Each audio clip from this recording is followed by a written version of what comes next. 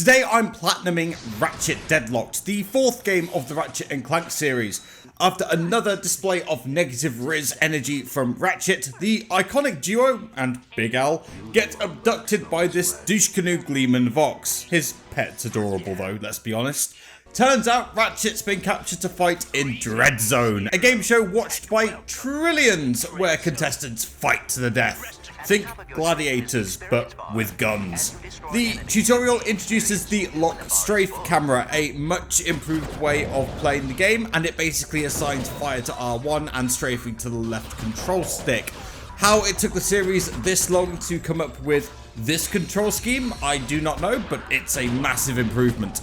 I hope I never have to go back to the previous control scheme. Surely I won't be forced to go back to circle to fire for any other games in the series, right? My strategy with the weapons is to use them one at a time and try to get the current one to level 10 ASAP, and then switch to the next one. Not the most optimal way of playing, but similar to the other games, it is the most optimal way of getting the related trophies. Every Dread Zone contestant is fitted with a shock collar, which also happens to explode when they become dissident or even worse, boring. Clank can't compete as he's considered too small, something that's never actually mentioned in the game. So in his place I get combat robots Merc and Green. These guys are great, and I'm really sad they don't appear in any future games. Alongside Big Al, this famous five is dubbed Team Darkstar and have to fight their way through various planets, tournaments, and exterminators like Ace Hardlight here. That's it. That's the plot of the game. By far the largest category of trophies I need to worry about are skill points. These are a staple of the series, basically achievements slash trophies before achievements slash trophies were a thing. How many skill points do you think there are in Deadlocked? 30? 40? 50? 165. Very few of them have their own individual trophies. There's only 31 trophies in the game, including the platinum, but like all previous games, I do need to get all of them. My strategy for this is to do 2 playthroughs. My first one will be casual and just go through the story and enjoy it, and then my second playthrough will be in challenge mode where I go for all the skill points specifically. New to the Ratchet & Clank series is Omega mods. You can put these onto weapons to give them an additional effect, such as this acid mod, which poisons any enemy affected by it. Now, all the challenges I'm going to do in the game are split into 2 types. There's missions, which are basically the main plot, and dread challenges, which provide dread points needed to unlock more planets. On top of this, there are a ton of different challenges. There's node capturing, vehicle missions, hover bike checkpoint races, hover ship checkpoint races, massive grind rail sections, run and gun in a vehicle, and sometimes a combination of all of the above. Also, some of these challenges sound and look not great until you actually play them yourself. Describing them here and even just showing you the footage really doesn't do them justice. My biggest regret as a kid is looking at this game and thinking it wasn't for me because there was no Clank. I was wrong. The quips that come from these two, Dallas and Juanita, are absolutely incredible. You owe it to yourself to play this game. Don't be like Mini Ben. Play this game. Now, where was I? Oh yeah, I got my first trophy pretty much straight away. I had 40,000 bolts collected for what are these for? Honestly, I have no recollection of this trophy popping. Yeah, I was just too engrossed in the action, to be honest. I continued blitzing my way through the challenges. Oh look, there's a Dread Zone trading card game. And took down my first boss, Shell Shock, in 3 separate challenges, because why not? Also, no other boss in the game is like this. As awesome as the new camera controls are for fighting, they do make movement slightly trickier, and to be honest, it did take me a bit of time to get used to it in the more platform-focused challenges. Ratchet gets promoted, and Clank has a plan to get out of here. I pew-pew and my way through the ice planet, and as I was continuing to take challenges down, I earned my 50,000th dread point for going nowhere fast. Well, you wait forever for a trophy. Well, an hour, I guess, and then 2 come along at once. I also earned all for me for collecting 400,000 bolts. New planet, new missions, new things to shoot with my dual Vipers, and I finally upgrade them to level 10. They evolve into the dual Raptors, and I get dodge this for upgrading any weapon to level 10. Oh look, Courtney Gears is somehow still alive. Pretty sure I killed her last week. The weapons restricted rounds are back from the third game. Hooray. A new challenger appears in the form of Reactor. A new challenger disappears when pumped full of lead. Ratchet gets promoted again, and at this point I'm pretty much halfway through the game, but I finally get my first skill point related trophy. In the zombie attack dread challenge in the Battle Dome, I just needed to kill 50 robot zombies for dead again. That's the skill point. The trophy is called Runaway Robots. Why the trophy and skill point have different names, I couldn't tell you. Now, if you watched last week's Ratchet Clank 3 video, you know that I complained incessantly about the hovership controls. But the handling in Deadlocked is much improved. It also helps that it comes equipped with homing mortars/missiles, and that the ship is actually shooting where it says it is. I know, what a novel concept. Also, I'm no expert, but I'm pretty sure this is not how you're supposed to do market research for kids' toys. Just a hunch though. Now, I've gotten to the point of my weapon leveling process where the weapons now have very limited ammo capacity. So I'm now having to level up multiple weapons at once. This definitely wasn't a pain in the ass, and I definitely didn't lose track of which weapon was at which level. During the hoverbike chase mission, Seek and Destroy, I lost a grand total of 0 health, earning me the Not a Scratch skill point and the Spotless trophy for earning the Not a Scratch skill point. Clank utilizes his incredible big Riz energy to begin enacting his great escape plan. Another new challenger appears in the form of the Eviscerator, and he lasts about as long as Reactor. Ratchet gets yet another promotion.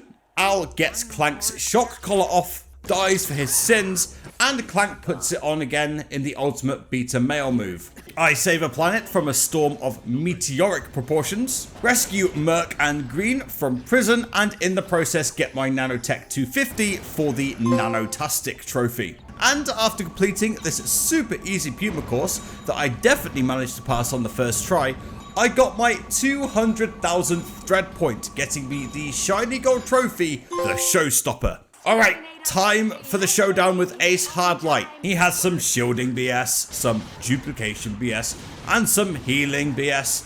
But he dies just like all the others. Ratchet gets one last promotion. Vox wants to make Ratchet the new star of the show. Ratchet's like, nah, I'm good. And Vox takes this really well. So well, in fact, that he forces Ratchet to a planet that's impossible to beat.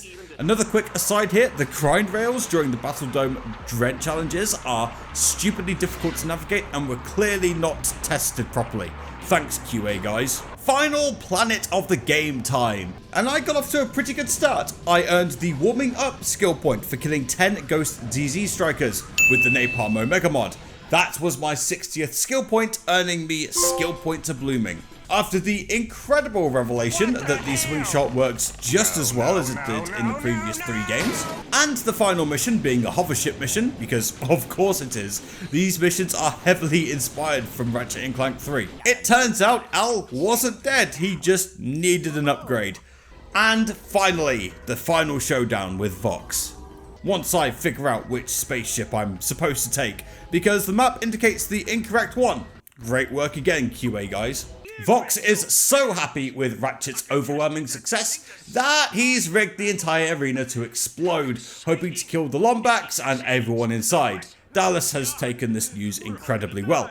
As I'm saving everyone for the 4th time in 4 weeks, I finally upgrade the Arbiter to level 10, which is my 3rd fully upgraded weapon for Try Me, I Dare Ya, for upgrading 3 weapons to level 10. One incredibly satisfying showdown against Vox later, the gang flees, taking Vox's galactic Mr. Bigglesworth with him because, again, he is adorable, and the day is saved and the credits roll. That's right, kiddos, no story-related trophies in this game. The credit sequence takes so long, in fact, that PS Plus threatens to shut the game down.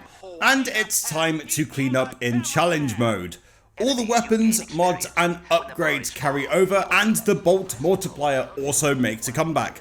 Just like the previous 2 games, it increases as I take down enemies, caps at ×20, and resets back to ×1 when I'm hit. Because there are so many enemies in this game though, I can build the bolt multiplier back up pretty quickly. Okay, let's clean up the rest of the skill point trophies. First, I needed to get I Dare Ya, which I could get just by completing a challenge on Catacomb 4 without picking up a health crate. I did this during Rise Up, as it's very difficult to pick up a health crate when you don't take any damage. That got me Rookie. As I carried on mercilessly clearing skill point checklists, I earned the final bolt collecting trophy. Unlike the others, this one was not cumulative, but on hand. So I simply didn't get to buy any new cool stuff until I had the 4 million bolts in my pocket for the win. With that, I had permission to buy anything I wanted, so I bought the Harbinger weapon, for aiming is overrated. Straight after that though, I hit my first roadblock, the Big Bang skill point. I needed to take out 4 DZ strikers at once, and there's only one mission where I can do this, where the Leviathans roam. And from there, there's only one decent spot, the first tower on the left. I had to kill the Landstalker first, 4 strikers would then spawn, and these were the ones that I needed to delete simultaneously. If I messed up, or the skill point didn't register, which did happen at least once by the way, I had to restart the mission and try again. This took forever, and I was also fighting against PS Plus server lag, because of course I was. But the aforementioned Harbinger, which is basically this game's version of the Rhino, and the completely broken and unbalanced Scorpion Flail are the best weapons for this, and once I finally got all 4 at once, the skill point was mine. There's also some skill points that require multiple enemies to be brainwashed at once with the Brainwash mod. This was also mega inconsistent, since the mod is not guaranteed to work. I used the B6 Obliterator here, but the Magma Cannon is also a good candidate for these points. Also, there's another terrible shield weapon that I need to upgrade by standing still and letting range enemies fire at me. Boring! What isn't boring though is beating Shellshock's second phase without taking damage, earning me the Can't Hit Me skill point and the Shocking trophy. Landstalker stalking on Shah also has some horrific skill points. The first one is for completing the level without the Landstalker taking damage. What this really means is that you have to do the level on foot, since staying in the vehicle makes the challenge practically impossible. It stays still, the enemies don't hit it. Theoretically. And obviously all the enemies hit Ratchet super hard, because this obviously was not designed as a Ratchet mission, this was designed as a vehicle mission, and is one of the hardest passages in the entire game. There's also a skill point for killing an enemy Landstalker with your fusion rifle, another one for killing a Landstalker with the wrench, made slightly easier by a wrench upgrade available in challenge mode. Overall, I rate this section not fun out of 10. Good news though, I had 3 million spare bolts lying around to buy the XP mod, which I could attach to weapons to make getting them to level 10 a hell of a lot easier. Orcson's skill points, by comparison, are laughably easy. I killed 10 blade balls with the B6 Obliterator for Snooker, the 105th skill point of the run, for the price of freedom.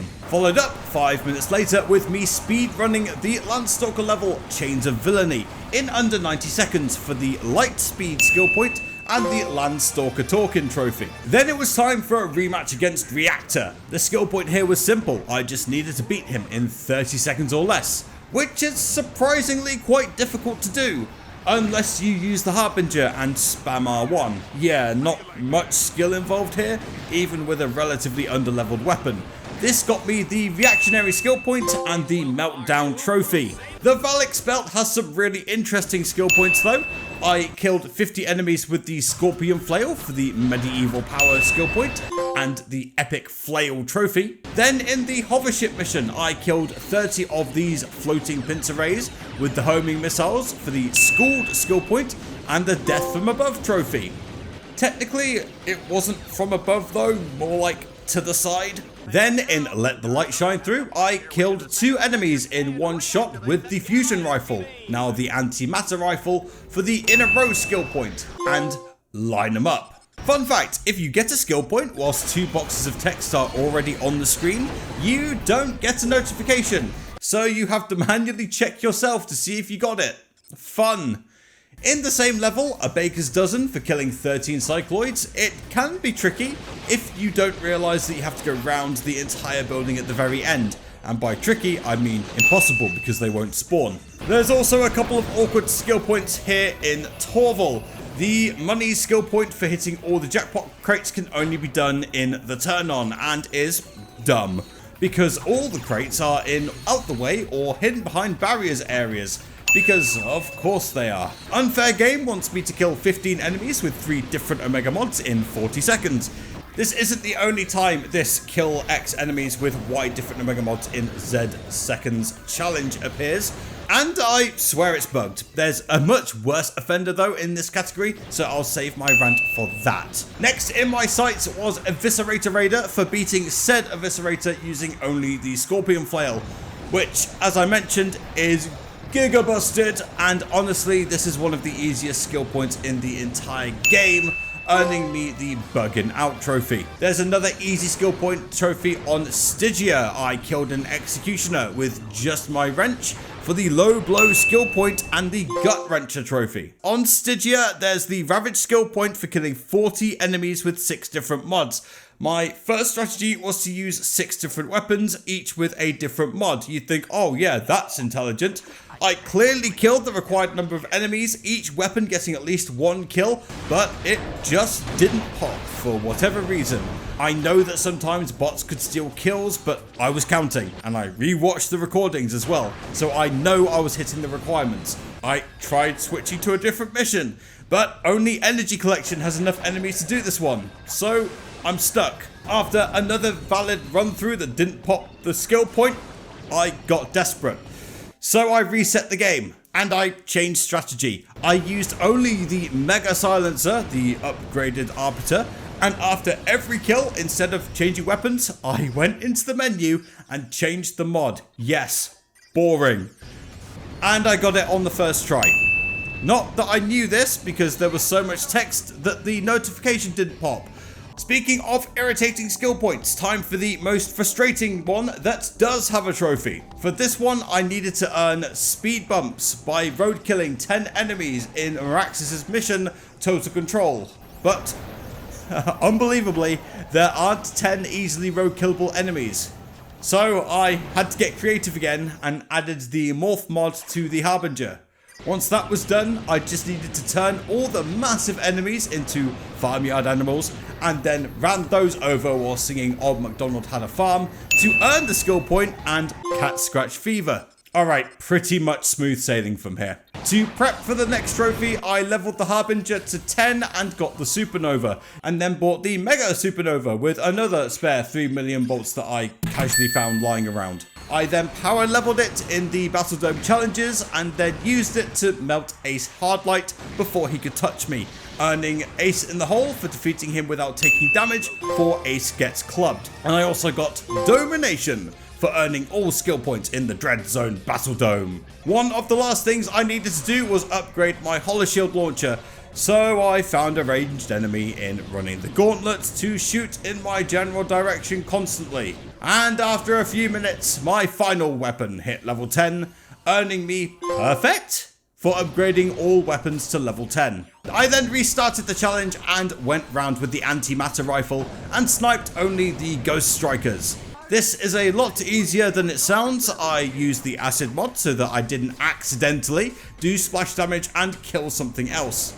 After killing my 15th Ghost Striker in a row, i.e. without killing another enemy, I earned the Fodder Folly skill point and the Selective Shooting trophy. Staying in running the gauntlet, there was another trophy I needed to get here simply by smashing the other jackpot crates I missed the first time around. After hitting the 5th one, I got the Show Me the Money skill point and the Show Me the Money trophy. Hooray! Finally, a skill point and trophy name line up. Let's go! After getting all the skill points on Ghost Station, I had 162. See, what I haven't mentioned yet is that there are some skill points that are difficulty specific, but this is easily rectified. All I have to do is switch to the hardest difficulty, Exterminator, exclusive to challenge mode, and switching difficulties is super easy. I just had to reload the game. The 3 skill points simply require me to complete any challenge on certain planets. The first is Catacomb 4, and I selected Rise Up, simply because it's the easiest to complete with the Supernova. Then it was the turn of Orkson, where I went with the Refinery Ambush Challenge for exactly the same reason. Finally, on Torval, I chose Seek and Destroy again, because there's no real enemies and the difficulty change is felt the least here. After destroying my 12th and final drone, that was the 165th and final skill point. So I got Side Questing for earning all the skill points on Torval, Mad Skills for earning all 165 skill points, and the Hero of the Shadow Sector Platinum Trophy. Thanks for watching. For more Ratchet & Clank goodness, check out the playlist on the left, or check out this video that the YouTube gods have offered you on the right. See you next week for another Ratchet & Clank game.